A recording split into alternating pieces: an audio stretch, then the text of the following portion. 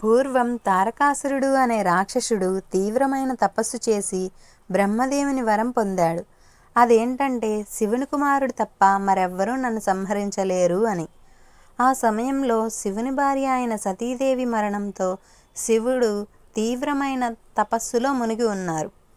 దేవతలకు ఏం చేయాలో తెలియలేదు. ఆశ కూడా లేకుండా పోయింది. తారకాసురుడు అఘాయిత్యాలకు దేవలోకమే వణికిపోయింది. ఇప్పుడు శివుణ్ణి తిరిగి గృహస్థాశ్రమంలోకి తీసుకురావడం మాత్రమే దేవతల యొక్క మార్గం.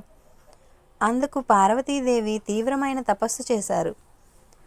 ఆమె భక్తి చూసి శివుడు కరుణించి ఆమెను తిరిగి వివాహం చేసుకున్నారు. తర్వాత వారి దివ్యశక్తి నుంచి అగ్నిదేవునికి ఒక కాంతి కణం అప్పగించారు.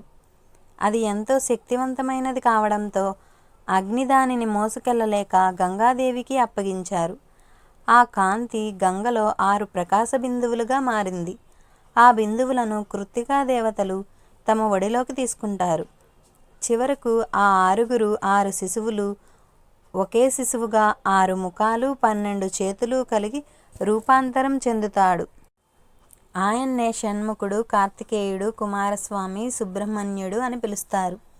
ఇంద్రుడు స్వయంగా తన సైనాధిపతి స్థానం ఇచ్చారు. వేల్ అంటే శక్తి ఆయుధం పార్వతీదేవి సుబ్రహ్మణ్యుడికి ఇచ్చిన ఒక వరం.